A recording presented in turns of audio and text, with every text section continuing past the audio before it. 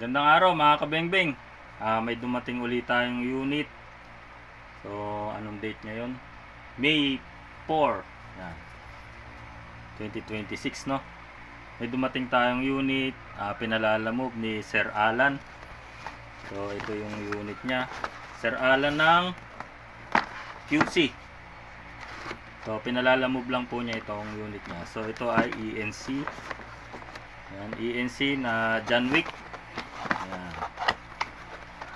So, buksan na natin mga kabengbeng. So, ang issue ng unit niya ay nag-full auto daw yung unit niya, no? Check na natin lahat para pagbalik dun sa kanya, nasa maayos na kalagayan na yung unit niya, no? So, syempre, tetestingin muna natin. So, walang bala. May gas. Ayun. Narinig nyo naman. Tapos, ba't gumaganon siya? Parang nag-i-stack up siya. Yun yung slide niya, oh. So, check na rin natin mabuti kung ano yung nangyayari dito sa unit niya, no? So, baklasin na natin to. Start na natin baklasin mga kabengbeng.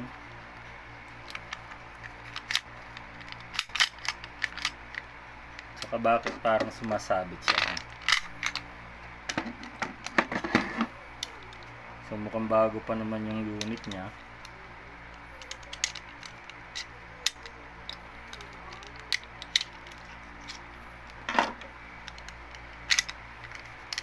Check natin lahat. So, bago to, oh. May spring na rin dito, no? Bago na yung design. Dati walang ganito. So, ito may bagong design. So, para mabilis yung balik, may spring na dito.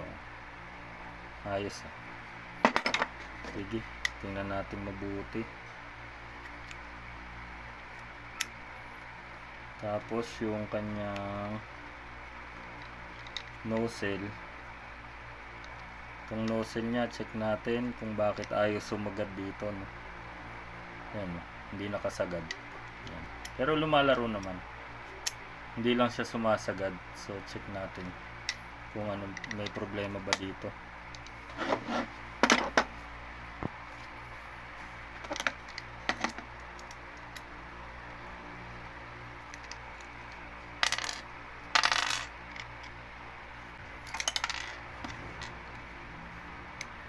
Ingat po dyan kasi may spring na maliit yan, ano?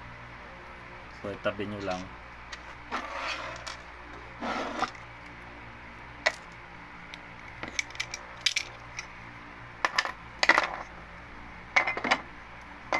So ito yung kaanuhan ng mga ENC, no? Ramdam mo yung mapaka gaan niya, magaan siya. Tapos parang manipis. So ito tingnan natin kung anong meron. So titingin tayo ng same nozzle kung pareho ba sila dun sa loob, no, mga kabengbeng.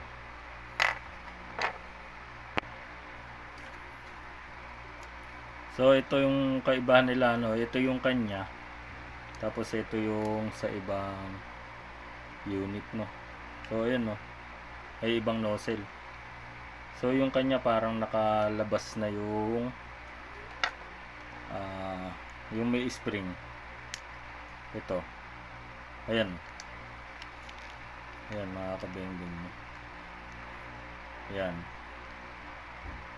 So parang nakaluwa. Samantalang ito, wala akong makikita. Ayan. Dapat spring lang. Ayan. Ito kasing kanya parang may nakaluwa dito. Ayan. So check natin. Ayan.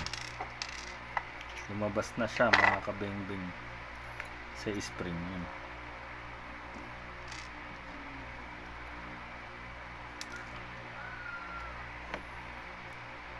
So ganyan yan mga kabengbeng. So ito lumabas yung kanyang pinaka valve. So, binalik natin ito yung valve.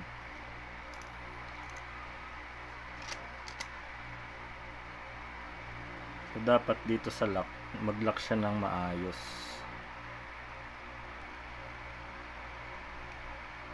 Sana kumapit pa talaga. Dahil ang liit ng screw niya. So, ito no, mukhang ma-isusurvive natin tong nozzle ni sir. So, mukhang dito tayo may problema sa nozzle, no? Para hindi na siya magpalit. So, ginawa natin ng paraan. Yan. So, nagpatak tayo dito ng konting mighty band kasi naglulus yung kanyang maliit na screw na to, no? Tapos konting laro-laro dito sa ano. So ngayon testingin natin to. Tingnan natin kung sasagad na. Mukhang wala naman tayong problema sa dito sa hammer ng unit ni sir. Ayan, testing natin to. So ayan, dapat ganyan yan mga kabengbeng. Sumasagad, no? Kanina kasi nakaganyan eh, di ba? So ngayon sagad na. Okay. Tapos balik na natin. So para happy na ulit si sir.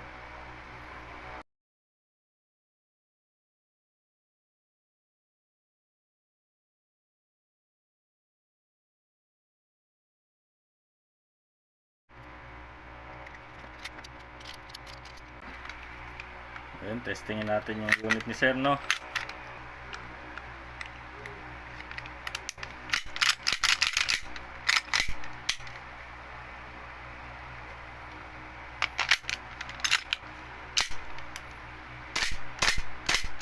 Ayan, ganyan lang yung putok niya sa magazine niya, oh. Minsan malakas, minsan mahina. Pero sa magazine ko, ito magazine ko to. Ayan.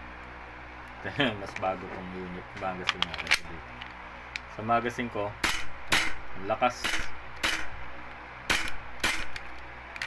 So, try natin palitan yung kanyang gas root, no?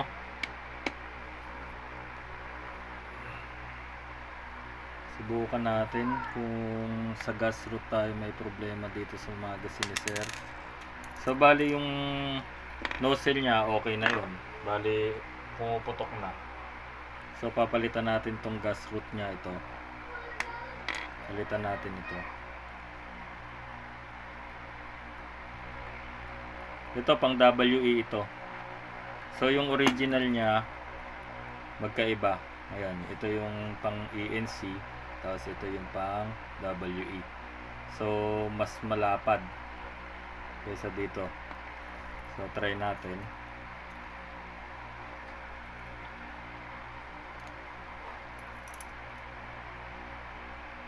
So, lahat ng angulo mga kabengbeng, titingnan natin kung maayos yung kanyang unit, no?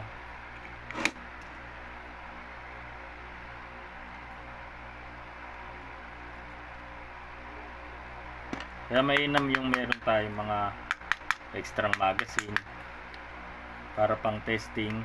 So, lahat para matitest nyo lahat.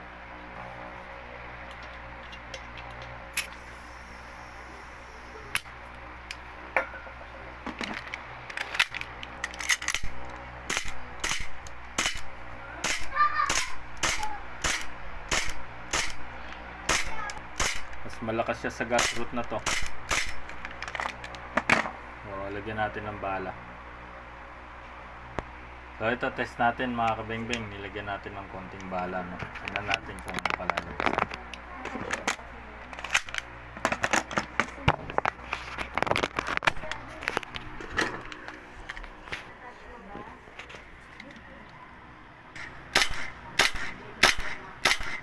Ayan, malakas na iputok ng unit ni sir.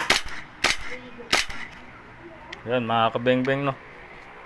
So, tinesting natin lahat. Magagawa natin dito sa unit ni sir hanggang sa maibalik natin sa tama. Oh, lakas na, oh. So, yun mga kabengbeng. So, pinalitan natin to ng gas route, tapos na-survive natin yung nozzle ni sir. So dito tayo nagpalit para medyo lumakas na uli yung unit ni sir, no.